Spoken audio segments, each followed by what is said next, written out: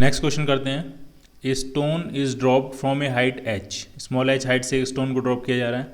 Simultaneously another stone is throne up from the ground with such A velocity that it can reach a height of 4h। ठीक है, तो अगर draw करें एक stone को तो h हाइट से ड्रॉप किया जा रहा है, ये ग्राउंड है और ये ग्राउंड से कितनी हाइट है, ये h हाइट है।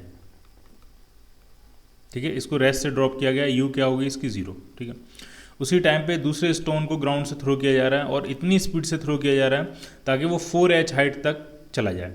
ठीक है, यानी मैक्सिमम जो हाइट अटेन कर रहा है वो 4h है। तो यहाँ से हम उसकी इनिशियल स्पीड के बारे में इंफॉर्मेशन ले सकते हैं, क्योंकि जो मैक्सिमम हाइट होती है वो होती है आपकी u²/2g के बराबर। u क्या होती है, वर्टिकल वेलोसिटी यहाँ पे। ठीक है, वर्टिकली फेंका जा रहा है, तो यहाँ से जो u आ जाएगी इसकी वो आ जाएगी √8gh,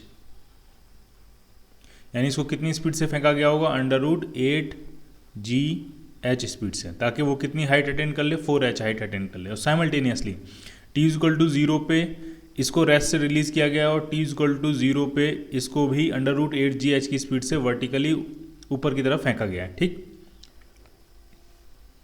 क्वेश्चन में पूछा गया find the time when 2 stones cross each other. ये नीचे की तरफ आ रहा होगा, ये ऊपर की तरफ जा रहा होगा, ये और नीचे आएगा, ये और ऊपर जाएगा, तो एक ऐसा टाइम आएगा जब ये एक दूसरे को क्रॉस करेंगे। किस टाइम पे ये एक दूसरे को क्रॉस करेंगे, वो टाइम t=t आपसे पूछा गया है। ठीक है, क्रॉस करने का मतलब ये है कि जितनी डिस्टेंस इसने कवर की होगी प्लस जितनी डिस्टेंस इसने कवर की होगी, दोनों का जो सम है वो h के बराबर होना चाहिए। ठीक, तो इसने कितनी डिस्टेंस कवर की होगी, तो इनिशियल स्पीड तो 0 है। ठीक है, और g एक्सेलरेशन नीचे की तरफ लग रहा है, तो इसने जो डिस्टेंस कवर की होगी वो ½ होगी, ut + ½ ut वाला टर्म 0 है, सिर्फ ½ इसने डिस्टेंस कवर की होगी।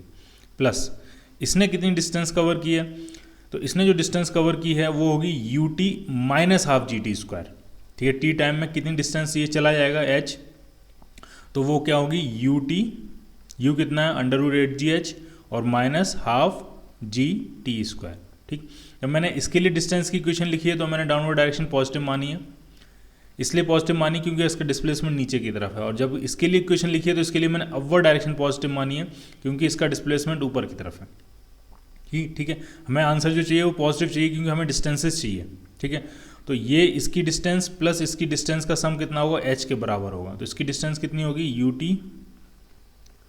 ½ gt², ये इसने डिस्टेंस कवर की होगी, इक्वल टू क्या होगा, h के बराबर होगा। ठीक है, और अब देखो ½ gt² कैंसिल होगा, सिर्फ ut बचेगा और u कितना है, u है √8gh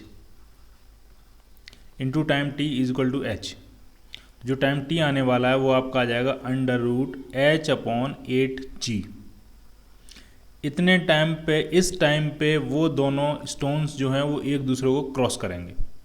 ठीक है, आप इसको रिलेटिव मोशन से भी कर सकते थे। अगर इसको रिलेटिव मोशन से करें, रिलेटिव वेलोसिटी का कंसेप्ट लगाएं तो ढंग से देखना है आपको।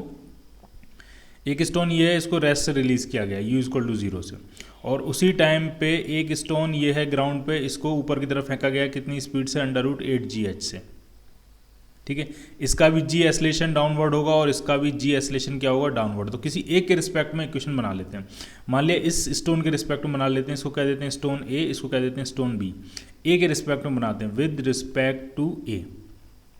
जैसे आप a के रिस्पेक्ट में इक्वेशन बनाओगे तो a कहाँ आ जाएगा आपका, रेस्ट में, तो ये a कहाँ आ गया आपका, रेस्ट में। इसका जो कुछ भी है सब कुछ b को ट्रांसफर हो जाएगा डायरेक्शन अपोजिट होकर। तो स्टार्टिंग में इसके पास कोई वेलोसिटी है नहीं, तो वेलोसिटी का कंपोनेंट ट्रांसफर होगा, तो वेलोसिटी तो कुछ है ही नहीं उसके पास, तो वो तो 0 है, सिर्फ एस्लेशन है g डाउनवर्ड। तो इसको g एस्लेशन कहाँ मिलेगा, अपवर्ड्स।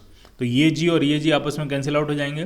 तो a के रिस्पेक्ट में जो b का मोशन होगा वो कॉन्स्टेंट वेलोसिटी से ऊपर की तरफ मूव करता जाएगा, और वो कॉन्स्टेंट वेलोसिटी कितनी है, वो है √8gh। ठीक है, a के रिस्पेक्ट में b जो है वो कांस्टेंट वेलोसिटी से ऊपर की तरफ मूव करेगा। तो ऊपर तक पहुंचने में, a तक पहुंचने में उसको कितना टाइम लगेगा, तो टाइम जो होगा वो क्या होता है, सिंपल डिस्टेंस अपॉन वेलोसिटी, अगर कांस्टेंट वेलोसिटी है। डिस्टेंस कितनी है h और वेलोसिटी कितनी है, √8gh। तो आंसर सिंपली डायरेक्ट कितना आ गया, √h/8g। क्लियर, इतने टाइम पे b जो है वो a के बराबर पहुंच जाएगा या b a को क्रॉस कर देगा। ठीक है, तो आप रिलेटिव मोशन से करना चाहो तो ऐसे कर सकते हो, डायरेक्ट ग्राउंड के फ्रेम में करना चाहो तो पहले जैसे हमने किया वैसे कर सकते हैं। ठीक है, ध्यान रखना है एक प्रोजेक्टाइल या एक पार्टिकल जो कि मोशन अंडर ग्रेविटी कर रहा है और दूसरा पार्टिकल भी मोशन अंडर ग्रेविटी कर रहा है, तो एक के रिस्पेक्ट में दूसरे का जो मोशन होता है वो कैसा मोशन होता है, वो कांस्टेंट वेलोसिटी से स्ट्रेट लाइन मोशन होता है।